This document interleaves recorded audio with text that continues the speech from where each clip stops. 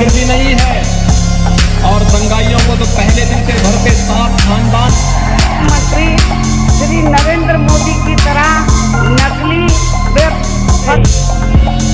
और जो हमें खाद मिल रही, यूरिया मिल रही है, बाहुबली थे, दूरबीन लेकर मैं घूमता हूँ।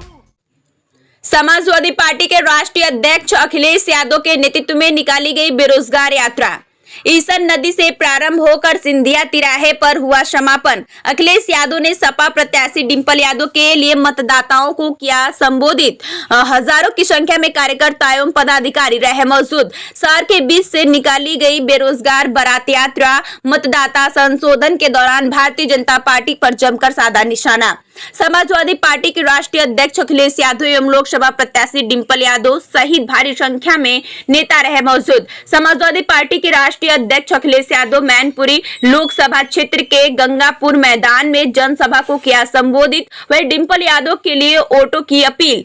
हमने समाजवादी सरकार में युवाओं और लैपटॉप दिया और सरकार ने उसका साइज घटाकर छोटा करके ऐसा फोन दे दिया जो टच करने पर भी नहीं चलता। जब हमने लैपटॉप दिया था तो वह लैपटॉप आज भी लोग चला रहे हैं। हमारे बुजुर्ग जानते होंगे पहले पार्ले जी का बिस्किट कितना बड़ा होता था, आज कितना बड़ा है। पहले पार्ले जी का बिस्किट 5 रुपए में आता था, आज महंगाई इतनी बढ़ गई है कि 5 रुपए में 5 बिस्किट आते हैं। यही सरकार रही तो बिस्कुट भी आपका छीन लेगी। यह सरकार आपका आरक्षण छीनना चाहती है। हमारी सरकार आएगी तो हम आरक्षण में बढ़ोतरी करेंगे और दबे कुचले सभी को आरक्षण में समान हिस्सेदारी दी जाएगी। स्टार न्यूज प्लस के लिए उत्तर प्रदेश के मैनपुरी से जहीर खान की रिपोर्ट।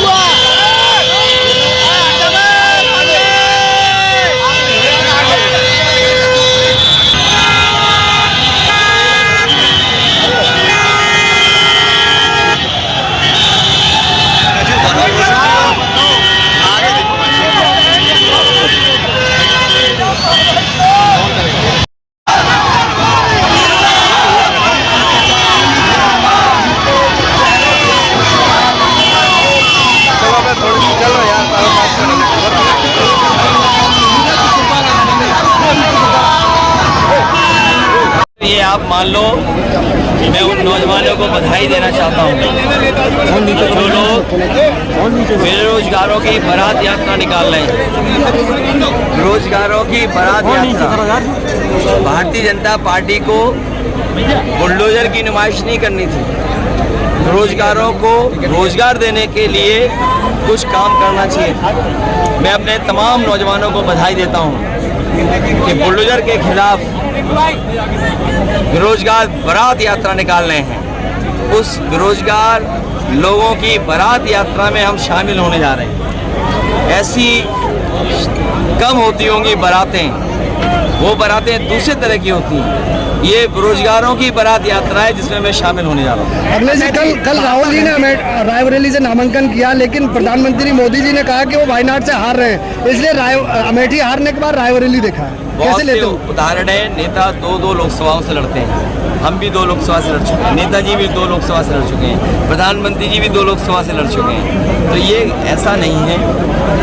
रिकॉर्ड मतों से इस बार राहुल गांधी जी और रायबरेली दोनों जीतने जा रहे हैं। स्थानीय मुद्दे की बात, अगर विपक्ष जब जीत जाता है तो नए कपड़े पहन के शपथ लेने चले जाते हैं और हार जाते हैं तो ईवीएम पे ठीक रखो। देखिए, इस बहस के में हमें उलझना नहीं है। ये लड़ाई लंबी है और इतनी लंबी है कि इसके लिए संघर्ष लगातार चलता रहेगा। और आप लोगों की जानकारी के लिए, क्योंकि आप जानते हैं वो बातें, जर्मनी ऐसा देश है जो हमसे बहुत संपन्न है, आर्थिक रूप से, सामाजिक रूप से, पर कैपिटा इनकम से, और दुनिया का बहुत ताकतवर देश है। वहाँ पर ईवीएम इस्तेमाल करना अनकॉन्स्टिट्यूशनल माना जाता है। अगर ईवीएम से वोट पड़ेंगे तो अनकॉन्स्टिट्यूशनल होंगे। तो जर्मनी जैसा देश, अमेरिका, जापान, यूरोप में बहुत से देश, दुनिया के बहुत संपन्न देश ईवीएम की तरफ नहीं देख रहे हैं। वो वही पुराने तरीके से बैलेट से वोट डालते हैं। तो ये लड़ाई लंबी है, लगातार चलती रहेगी। और हम लोगों ने तय ये किया है, ईवीएम से हरा करके ईवीएम हटा देंगे। ईवीएम से हरा के और ईवीएम हटा देंगे। जब जर्मनी जैसा देश ईवीएम से वोट पड़ने को अनकॉन्स्टिट्यूशनल मानता है, संविधान के खिलाफ मानता है। 2016 में सैनिक स्कूल बंद पड़े हुए हैं और सैनिक स्कूल बंद पड़े हैं। ये मुख्यमंत्री ही उल्टे पुल्टे हैं, इन्हें कोई अच्छी चीज़ अच्छी नहीं लगती, हर अच्छी चीज़ को ख़राब कर देते हैं। एम्बुलेंस ख़राब कर दी, पुलिस को 100 नंबर देकर ही ख़राब कर दी। अब पुलिस जाती है तो दोनों पक्षों से वसूल लेती है, क्योंकि 100 से 112 कर दिया। जो गिनती बढ़ाई मुख्यमंत्री ने, पुलिस को लगा कि उन्हें रेट बढ़ा देना चाहिए, तो रेट बढ़ गया। सैनिक स्कूल, ये वो सैनिक स्कूल था जो फौज में बड़े बड़े पदों पर पहुंचाता और नौजवानों को अफसर बनने का मौका मिलता। वो सरकार जो अग्निवीर जैसी टेम्परेरी नौकरी ला रही है, वो सैनिक स्कूल को कैसे स्वीकार कर सकती है? समाजवादियों की सरकार बनेगी, एमपी जीतेंगे यहाँ से, सैनिक स्कूल पहले की तरह चलेगा, जिससे बच्चों का भविष्य बने और देश में अच्छे अफसर बनकर के मैनपुरी से जाएं और देश की रक्षा करें। फडणवीस का चुनाव है, आप कितनी सीटें मान रहे हैं? 2 फेसों में तो जनता ने बीजेपी को पलट दिया, इसीलिए 400 पार का नारा भूल गए, भाषा बदल गई उनकी। ये तीसरे चरण का जो चुनाव होने जा रहा है, इसमें सफाया भी होगा, 7 समुंदर पार फेंक दिए जाएंगे हार आकर के।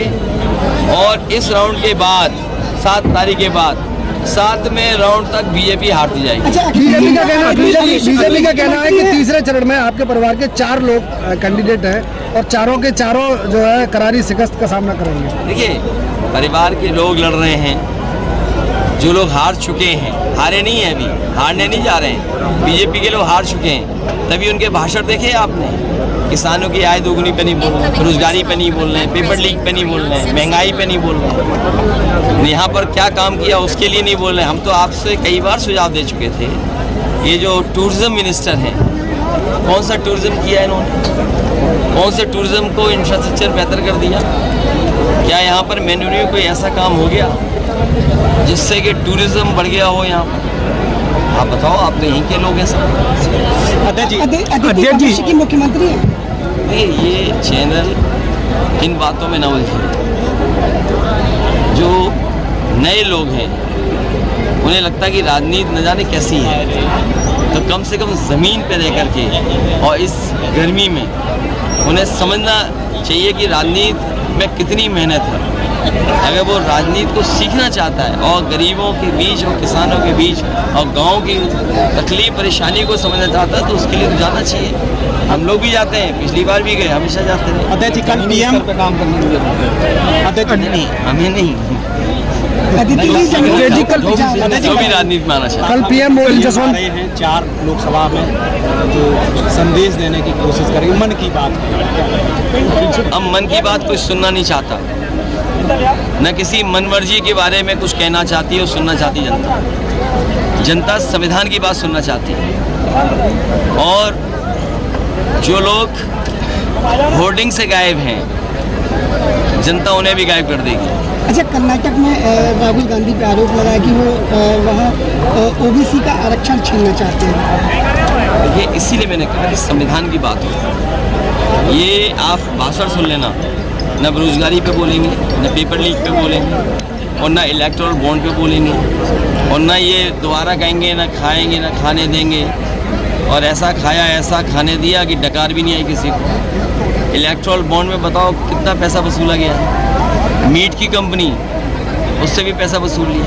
आपकी जो दवाई महंगी है उससे भी चंदा लिया गया। तो बताइए, ये इलेक्टोरल बॉन्ड और चंदा वसूली से महंगाई होगी कि नहीं महंगाई होगी? अभी तो चंदा की पोल खुली है इलेक्टोरल बॉन्ड से, अभी तो दान की खुलने जा रही है अभी कुछ दिनों बाद। अब इस इलेक्शन में पाकिस्तान की भी एंट्री हो गई है। योगी आदित्यनाथ कह रहे कि अगर राहुल गांधी